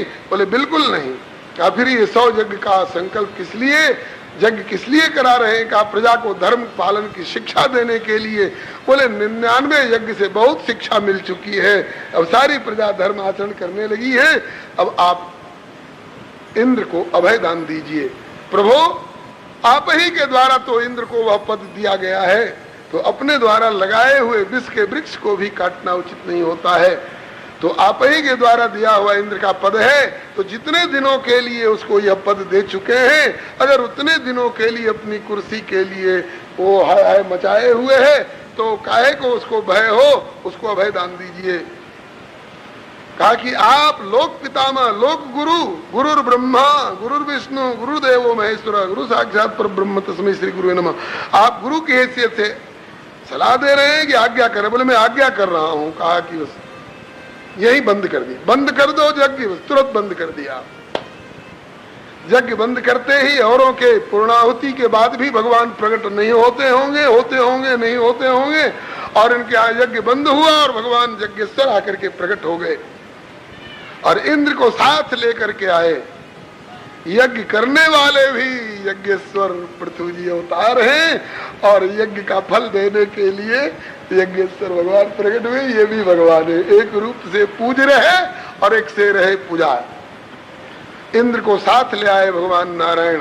बोले कि ये आपके यज्ञ में विघ्न करने वाला अपराधी इंद्र है, लाज के मारे मेरे पीछे छिपा हुआ है, इसको हिम्मत नहीं पड़ रही है आपके सन्मुख आने के लिए। आप कृपा करके इसको क्षमा करिए। एषते कार्षित भंगम है मेद शतस्य क्षमा पयत आत्मानम अमुष्य क्षंतु मरसी। इसको क्षमा कर दे।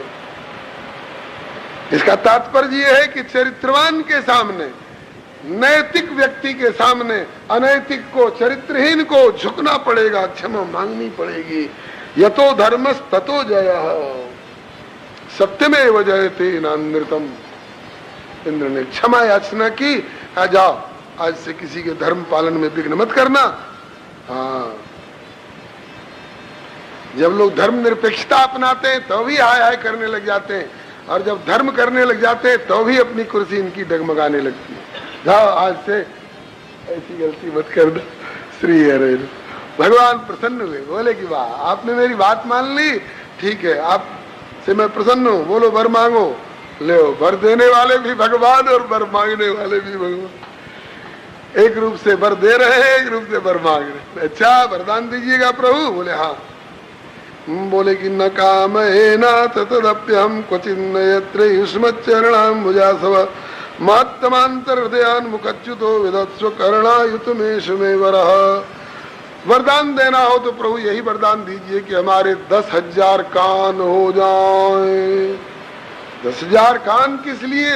बोले 2 कान से ही आपकी कथा सुन करके तसल्ली नहीं होती है, मन करता है कि 10,000 कान होते तो और कथा सुन। ठाकुर जी ने कहा कि 10,000 कान अगर दे देंगे तो सारे शरीर में कान ही कान हो जाएंगे। अब 2 ही कान में अगर 10,000 कान की योग्यता दे दे तो जिनके श्रवण समुद्र समाना कथा तुम्हारी सुभग सरिनाना भर ही निरंतर हो न पूरे तिनके ही तुम कहूँ गृह रूरे। और वरदान मांगिए। बोले कि आपके चरण कमल की सेवा दीजिए। चरण कमल की सेवा दीजिए। चरण कमल की सेवा दीजिए। चेरो करी राखो घर जाओ।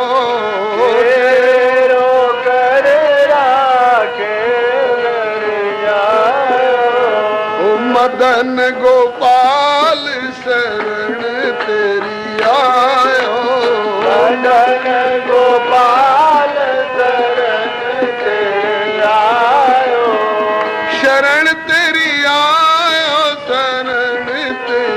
आयो शरण तेरी आयो शरण तेरे आयो अशरण शरण शरण तेरी आयो शरण शरण शरण तेरे आयो चरण कमल की सेवा दीजे प्रभु चरण कमल की सेवा दीजे प्रभु चरण कमल की सेवा दीजे चरण कमल की सेवा दीजे चेरो कर राखो घर जायो चेरो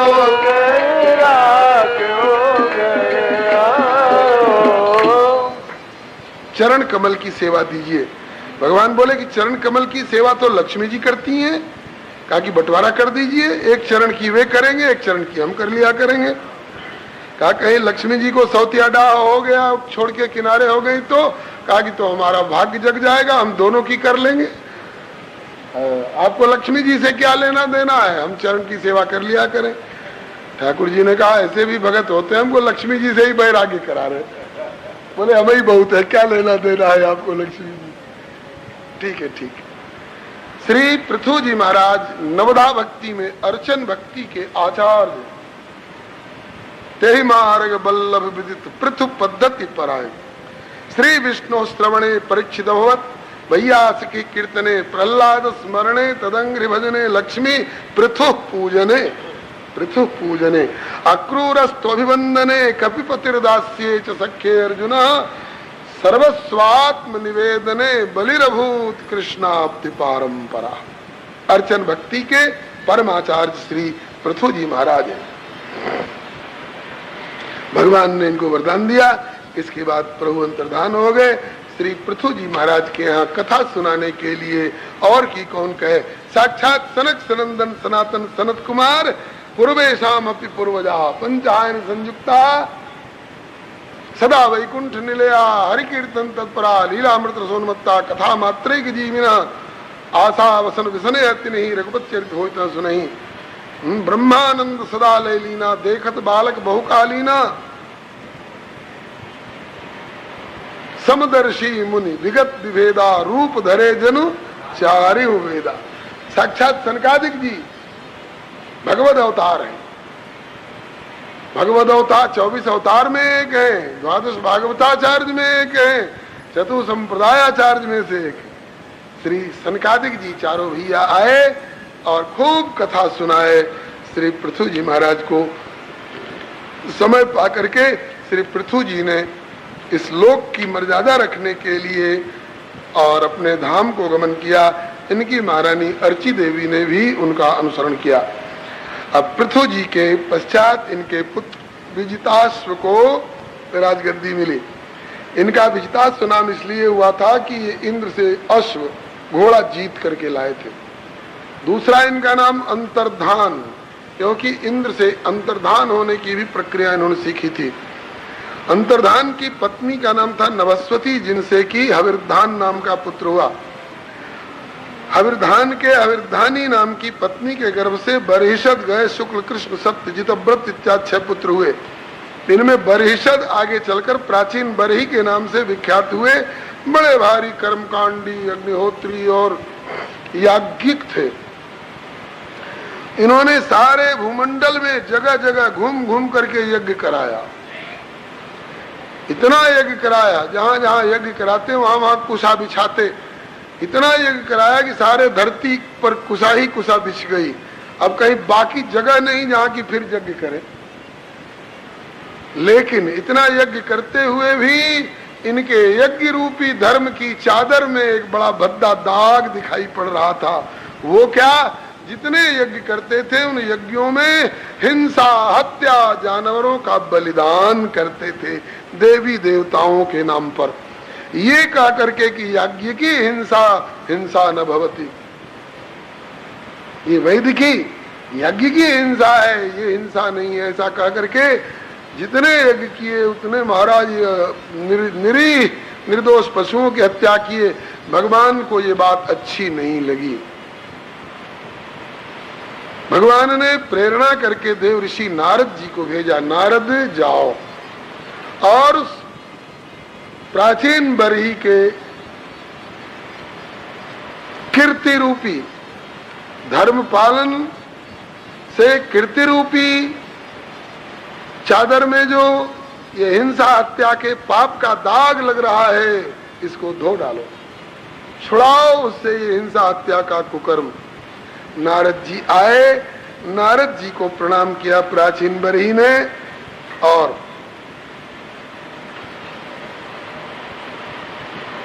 पूजन किया। नारद जी ने पूछा, राजन ये पशुओं को क्यों बांध करके रखे हो? कहा गुरुदेव यज्ञ के लिए है। यज्ञ से और पशुओं से क्या मतलब? कहा कि गुरुदेव यज्ञ में इनके बलि का विधान है, तो यज्ञ होगा, जब बलि के विधान का समय आएगा तो इन्हीं का बलि किया जाएगा, इनको मार करके और इनका बलिदान किया जाएगा। नारद जी ने कान पर हाथ रख लिया, अरे राम राम राम राम, ये निर्दोष प्राणियों की हत्या किस लिए? बोले यज्ञ के लिए। बोले यज्ञ किस लिए? बोले स्वर्ग के लिए। कहा कि ऐसे निर्दोष प्राणियों की हत्या करने से कहीं स्वर्ग मिला करता है? किसने तुमको बकाया? कहा हमारे पुरोहितों ने। कहा गलत कहा है, तुम्हारे पुरोहित रावण के वंशज रहे होंगे, मांसाहारी रहे होंगे, हत्या तुमसे करवाते हैं और स्वयं मांसाहार करते होंगे। निर्दोष प्राणियों की हत्या करने से कहीं स्वर्ग मिलता है? तो क्या मिलता है महाराज? कहा कि आंख बंद करो, अभी तुम्हारा भविष्य दिखा रहा हूं। आंख बंद किए प्राचीन बरही राजा, सो नरक का भयंकर दृश्य दिखाई पड़ा। भयंकर रूरू नाम के प्राणी और लाल लाल आंखें किए हुए और मुंह फाड़े हुए, बड़े बड़े दाढ़ जिनके, हर हाथ हम तुमको चबा जाते हैं कच्चे बेईमान। तुमने यज्ञ के नाम पर, देवी देवताओं के नाम पर हम निर्दोषों की हत्या करी है, हम तुमसे बदला लिए बिना नहीं छोड़ेंगे। 4 वेद 6 शास्त्र में बात मिली है, दो दुख दीन है दुख होत है, सुख दीन है सुख हो। कलेजा कांप गया और नरक का भयंकर दृश्य देख करके, भयंकर रूरू नाम के प्राणियों को देख करके प्राचीन बरही राजा का कलेजा कांप गया। फट आंख खोल करके नारद जी के चरणों में गिर गए, गुरुदेव बचाओ, हमारे पुरोहितों ने ऐसा क्यों किया? बोले मांसाहारी रहे होंगे अपना मतलब गांठने के लिए, हत्या तुमसे कराते हैं, मांसाहार स्वयं करते हैं। वे तुमको स्वर्ग में क्या पहुंचाएंगे? स्वयं नरक में जाने का रास्ता अपनाए हैं और तुमको भी नरक में ढकेलने के लिए तैयार बैठे हैं। वे तुम्हें भवबंधन से छुड़ा सकते हैं। स्वर्ग में अगर जाओगे भी तो स्वर्ग के बाद क्या क्या परिणाम है? तेतम भुक्त्वा स्वर्गलोकम विशालम क्षीणे पुण्य मर्त्यलोकम विशंति, फिर तुमको पतन होना पड़ेगा। महाराज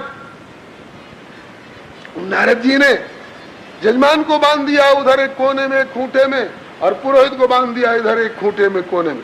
कहा पुरोहित जी अपने जजमान को खोल दो। अब पुरोहित जी यूं बंधे हुए हैं, कहते हैं कि मैं खुद बंधा हुआ उसको क्या खोल सकता हूँ? बोला फिर क्या दावा करते हो, हम तुमको जग करा करके यहाँ पहुंचा देंगे वहां पहुंचा देंगे। बोले बांधे को बांधा मिला, छूटे कौन उपाय, संग कीजे निर्बंध को जो पल में दे छुड़ाए। तब श्री नारद जी ने बहुत बढ़िया पारमार्थिक उपदेश किया है इनको पुरंजनोपाख्यान के माध्यम से। 11:30 बज चुके हैं, इसलिए इस समय इतनी सेवा से ही संतुष्ट हो। आगे का प्रसंग सुनने के लिए फिर आप 3 बजे आमंत्रित हैं। श्री कृष्ण गोविंद हरे मुरारी, हे नाथ नारायण वासुदेव।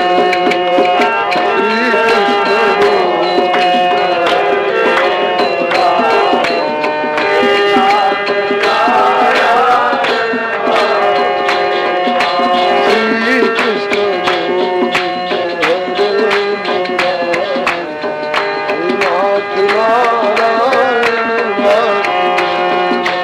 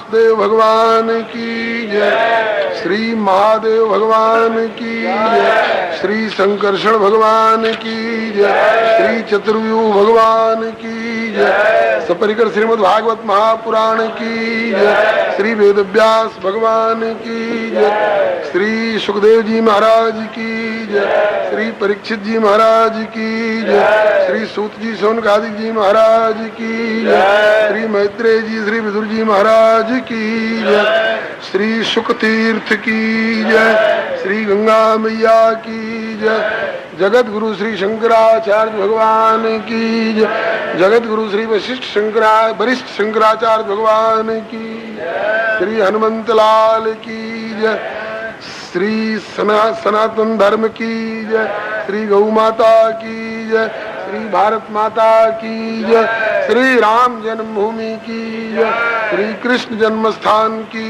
जय, श्री काशी विश्वनाथ की जय, श्री चक्र जी महाराज की जय, इनके लाडले की जय, इनके पुण्य स्मृति महोत्सव की जय, श्री सर्वसंत वैष्णव भगवान की जय, जय जय श्री सीताराम, जय जय श्री राधे श्याम, हर हर महादेव। कृष्ण गोविंद हरे मुरारी, हे नाथ नारायण वासुदेव, श्री कृष्ण गोविंद हरे मुरारी, हे नाथ नारायण वासुदेव, हे नाथ नारायण वासुदेव, हे नाथ नारायण वासुदेव, हे नाथ नारायण वासुदेव, हे नाथ नारायण वासुदेव, श्री कृष्ण गोविंद हरे मुरारी, हे नाथ नारायण वासुदेव, श्री कृष्ण गोविंद हरे मुरारी, हे नाथ नारायण वासुदेव, श्री कृष्ण गोविंद हरे मुरारी, हे नाथ नारायण वासुदेव, श्री कृष्ण गोविंद हरे मुरारी, हे नाथ नारायण वासुदेव। बोलिए प्रेम से श्री भक्ति भक्त भगवान की जय, श्री गुरुदेव भगवान की जय, श्री आचार्य चरण की जय, श्री भगवान नाम संकीर्तन की जय, राम रसिया श्री हनुमंत लाल की जय, समस्त सपरिकर श्रीमद् भागवत महापुराण की जय, श्री वेद व्यास भगवान की जय, श्री सुखदेव जी महाराज की जय, श्री परीक्षित जी महाराज की जय, श्री सूत जी सौनकादिक जी महाराज की जय, श्री मैत्रेय जी श्री विदुर जी महाराज की जय, श्री शुक तीर्थ की जय, श्री गंगा मैया की जय, श्री बद्री विशाल भगवान की जय, श्री जुगल आचार्य चरण की जय, श्री चक्र जी महाराज की जय, इनके लाडले की जय, इनके पुण्य स्मृति महोत्सव की जय, श्री सर्वसंत वैष्णव भगवान की जय। श्री हरिशरणं मम श्री हरिगुरु वैष्णव चरण कमलेभ्यो नमः। ओम नमः परमहंसा स्वादिचरण कमल चिन्मकरंदाय भक्तजनमानस निवासाय श्रीरामचंद्राय विश्वसर्ग विसर्गादि नवलक्षण लक्षितम् श्रीकृष्णाख्यं परम धाम जगद्धाम नमामि तत्। वागीशायस्य वदने लक्ष्मीर्यस्य च वक्षसि यस्यास्ते हृदये संवित्तं नृसिंहं भजे। श्रीरामं रामभक्तिं च राम भक्तांस्तथा गुरून् वाक्काय मनसा प्रेम्णा प्रणमामि पुनः पुनः। कान्तिः सितामृषतिनिन्दितशारदिन्दुर्यत्रैकतो विलसितामस्ताङ्गशोभां श्रीवृन्दावने विकृतयामुनगाङ्गसङ्गम् श्रीराधामुकुन्दयुगलं तदहं नमामि। श्रीकृष्णं नारायणं वन्दे श्रीकृष्णं वन्दे व्रजप्रियं श्रीकृष्णं द्वैपायनं वन्दे श्रीकृष्णं वन्दे प्रथासुतं। यं प्रव्रजन्तमनुपेतमपेतकृत्यं द्वैपायनो विरहकातरया जुहाव पुत्रेति तन्मयतया तर्वोऽभिनेदुस्तं सर्वभूतहृदयं मुनिमानतोऽस्मि। यस्वानुभावमखिलश्रुतिसारमेकम् अध्यात्मदीपमत्तीर्षतां तमोन्धं संसारिणां करुणया पुराणगुह्यं तं व्याससूनुमुपयामि गुरुं मुनीनां। तं व्याससूनुमुपयामि गुरुं मुनीनां। प्रह्लाद नारद पराशर पुंडरीक व्यासाम्बरीश शुकशौनक भीष्मदाल्भ्यान् रुक्माङ्गदार्जुन वसिष्ठ विभीषणादीन् पुण्यानिमान् परं भागवतान् नमामि। भवानी शंकरौ वन्दे श्रद्धा विश्वासरूपिणौ याभ्यां विना न पश्यन्ति सिद्धा स्वान्तस्थमीश्वरं वन्दे बोधमयं नित्यं गुरुं शङ्कररूपिणं।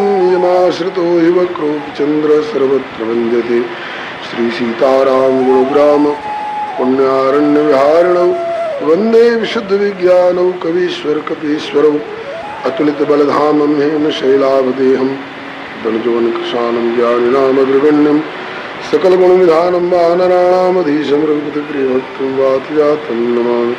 पूजन्तं राम रामेति मधुरं मधुराक्षरम् आरुह्य कविताशाखां वन्दे वाल्मीकिकोकिलं। नारायणं नमस्कृत्य नरं चैव नरोत्तमं देवीं सरस्वतीं व्यासं ततो जयमुदीरयेत्। जय जय भक्त भक्ति भगवंत गुरु चतुर्नाम बपुए इनके पदवंदन किए नाशय विघ्नने। यूट्यूब चैनल श्री हरे नमः को लाइक शेयर सब्सक्राइब करें। धन्यवाद। पद पंकज निध्याऊं में द्वादश भागवताचार्य चतुर्संप्रदायाचार्य शंकर आचार्य को सपरिक्रमणाओं में तुलसी कबीर सूरनाभा प्रियादास मीरा श्री नानक चैतन्य जू को अनुगत रहा हूँ मैं। दीजय वर सब मिल मोहि मन वचक्रम छलत मित परिकर स हरि हरि यश भरि भरि गाँव में। जय जय गुरुदेव विश्वामित्र के प्रतीक राम तारक प्रदाता श्री चरित्रवन बिहारी की जय। जय गुरुदेव भक्तमाल के स्वरूप सानुकूल सर्वभात सदा समय सुखारी की जय। जय गुरुदेव वासवंशी वट जमुना तट उत्कट आदर्श संत सेवा वृद्धारी की जय। जय गुरुदेव फलाहारी राम लीलावृति आचार्य व्यास सर्व संत रूपधारी की। बोलिए प्रेम से श्री राम कृष्ण भगवान की जय। श्री अयोध्यानाथ की जय। श्री वृंदावन बिहारी लाल की जय। श्री वैकुंठनाथ की जय। श्री प्रहलाद पति की जय। श्री गौरी शंकर भगवान की जय। राम रसिया श्री हनुमंत लाल की जय। समस्त परिकर श्रीमद् भागवत महापुराण की जय। श्री वेद व्यास भगवान की जय। श्री सुखदेव जी महाराज की जय। एक और अच्छा काम हमारे भैया श्याम प्रकाश जी कर रहे हैं जिसका लाभ हमारे जैसे लोगों को भी मिल रहा है। यूट्यूब चैनल श्री हरे नमः इस नाम से, श्री मामाजी बक्सर वाले इस नाम से यूट्यूब चैनल श्री हरे नमः श्री मामाजी बक्सर इस नाम से क्रमशः महाराज जी की जो वाणी है प्रवचनों की, उनको कुछ वीडियो भी हैं, कुछ केवल ऑडियो हैं, उनको क्रमशः श्री भैया श्याम प्रकाश जी प्रसारित कर रहे हैं। हमारा सभी प्रेमियों से आग्रह है कि इस विज्ञान के युग में इस विज्ञान के उत्कृष्ट उपहार को आप लोग हृदय से समादर दें। आज इस अंश में हम विज्ञान को धन्यवाद देते हैं कि पूज्य महाराज जी की वाणी को आज भी उन्हीं के स्वर में हम श्रवण कर सकते हैं। तो आप लोग नोट कर लें, यूट्यूब चैनल श्री हरे नमः श्री मामा जी बक्सर वाले इस नाम से है। आप लोग गाड़ी में आते जाते समय, रात को सोते समय निकाल करके और प्रतिदिन महाराज जी की वाणी का श्रवण करके सत्संग लाभ प्राप्त करें।